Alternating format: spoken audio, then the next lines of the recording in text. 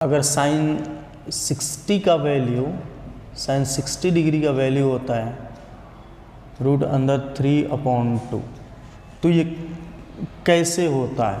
Sign 60 degree का value √3/2 होता है, ये कैसे होता है? इसमें ज़्यादा कुछ नहीं है, थोड़ा बहुत हम क्या करेंगे, त्रिभुज के माध्यम से हम 60 डिग्री का वैल्यू इसको प्रूव करना हम सीखेंगे। 60 डिग्री का सीखेंगे, 30 डिग्री का सीखेंगे, और ऐसे ही हम अगर एक साइन का निकाल लेंगे तो कॉस का भी निकल जाएगा, टेन का भी निकल जाएगा, कोसेक का निकल जाएगा, सेक का निकल जाएगा। तो सबसे पहले हम यहाँ पे आ जाते हैं। सबसे पहले हम एक ट्रायंगल लेंगे, इक्विलैटरल ट्रायंगल।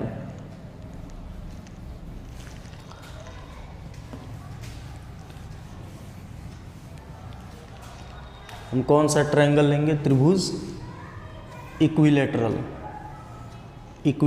ट्रायंगल लेंगे।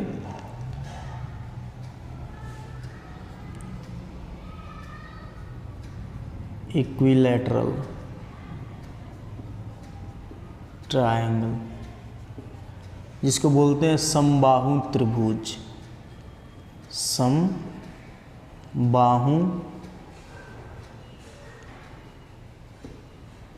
त्रिभुज, समबाहु त्रिभुज। तो समबाहु त्रिभुज इक्विलैटरल ट्रायंगल कौन होता है? त्रिभुज equilateral triangle. A triangle whose all sides are equal is called equilateral triangle। एक ऐसा त्रिभुज जिसकी सारी भुजाएं बराबर हो, उसको हम इक्विलैटरल ट्रायंगल कहते हैं।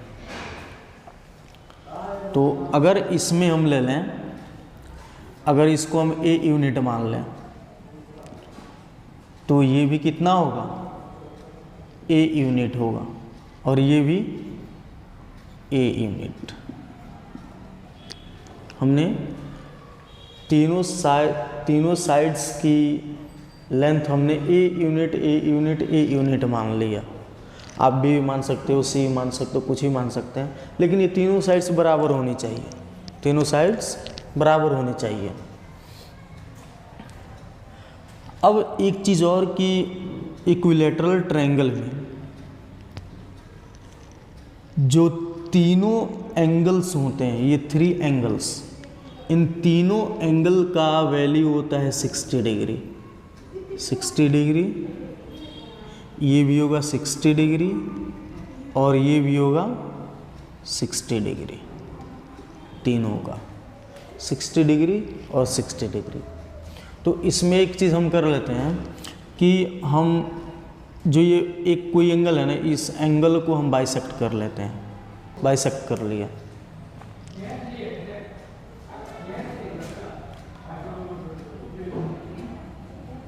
$60 डिग्री। अगर इसको जब बाइसेक्ट करेंगे तो बाइसेक्ट करने का मतलब ये होता है कि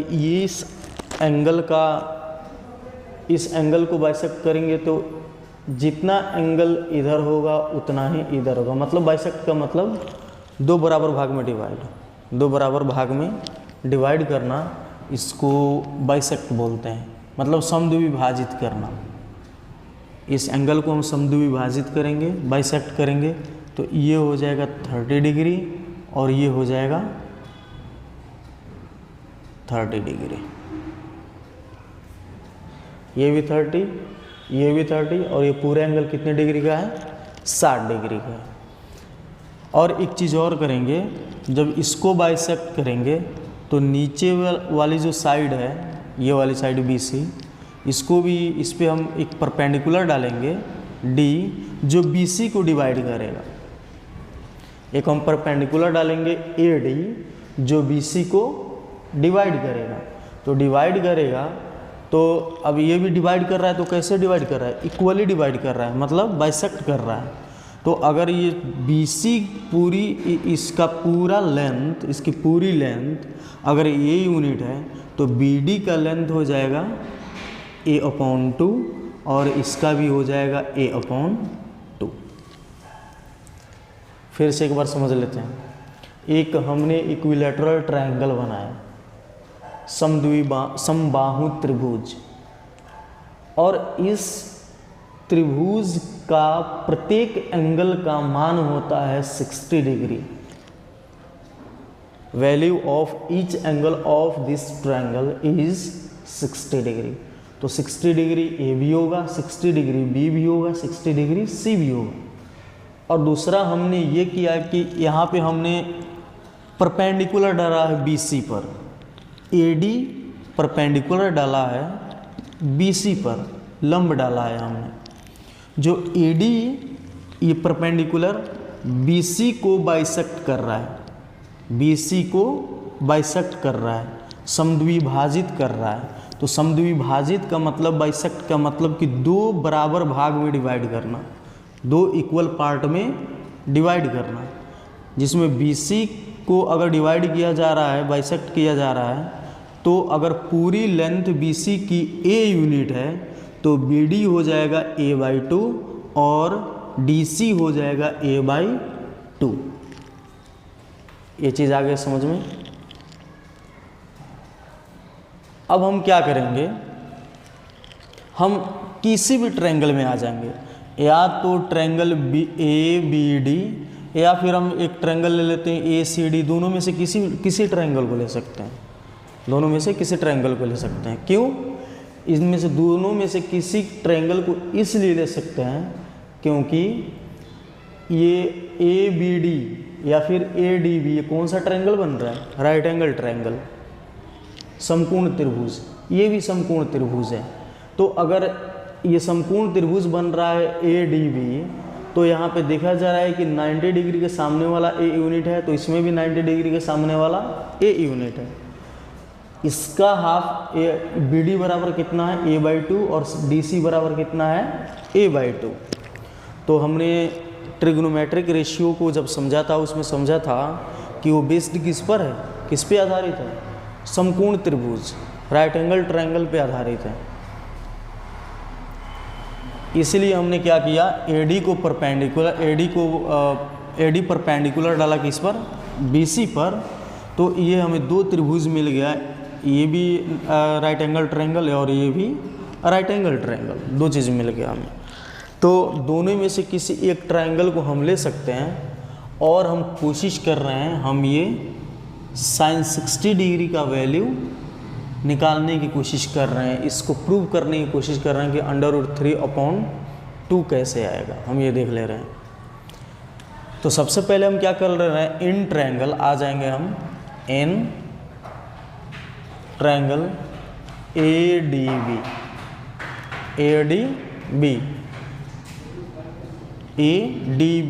जिसमें एंगल D कितने डिग्री का है?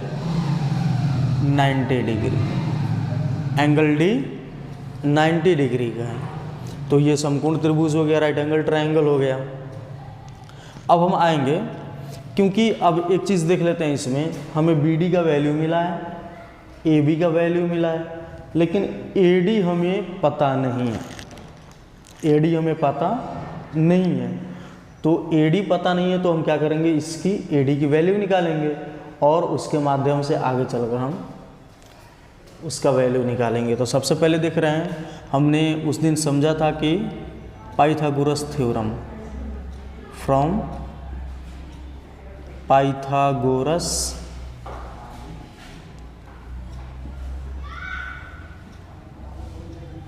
Theorem, from Pythagoras theorem.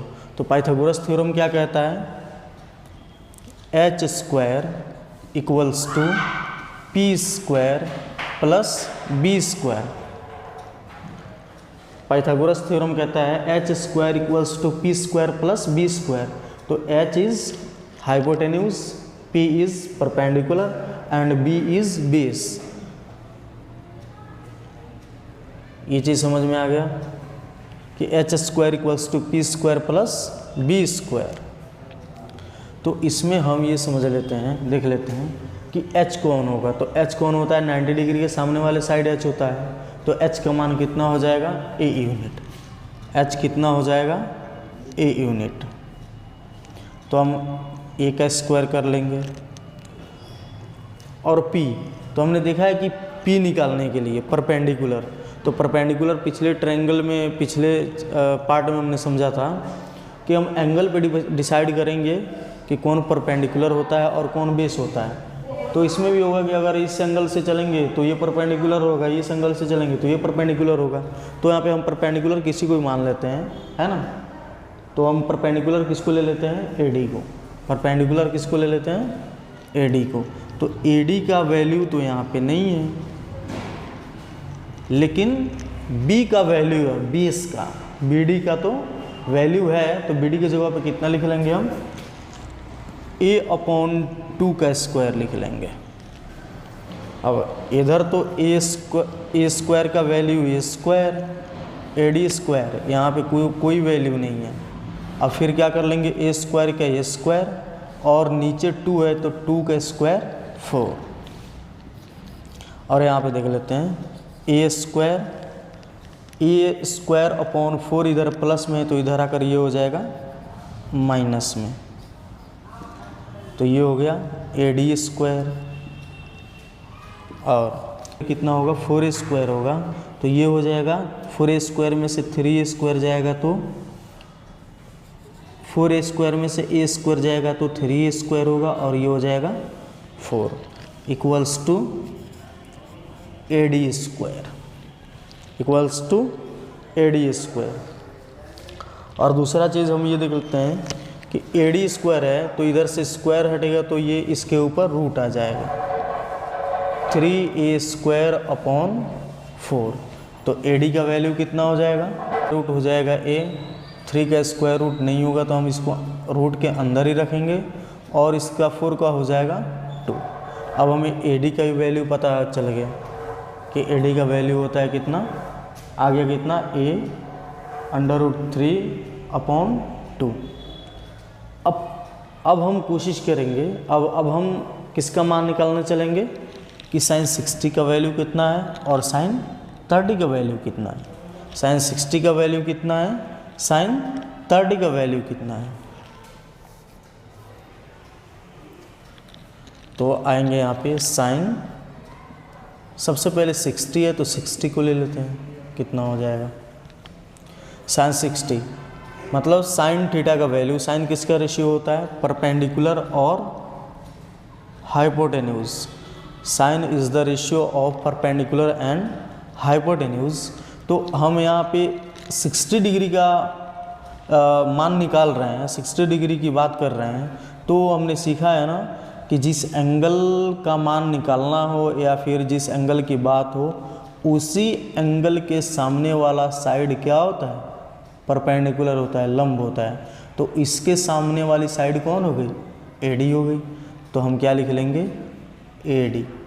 तो ये परपेंडिकुलर हो गया एडी, और हाइपोटेन्यूज तो कभी चेंज नहीं होगा, तो हाइपोटेन्यूज कौन हो जाएगा, ए बी। अब एडी का वैल्यू कितना है, एडी का वैल्यू इधर हमने निकाला है,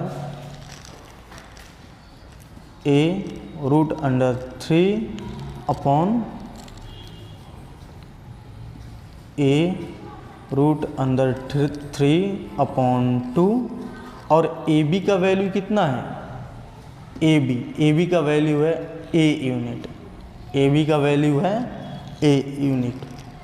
तो ए से ए कट जाएगा, बच गया कितना, √3/2।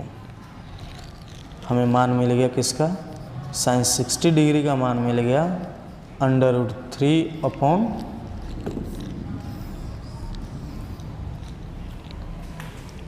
अब वैसे ही करके किसका निकाल ले रहे हैं, sin 30 डिग्री का निकाल ले रहे हैं, sin 30 डिग्री। तो sin 30 डिग्री को यहाँ पे कर ले रहे हैं, छोटा सा में हो जाएगा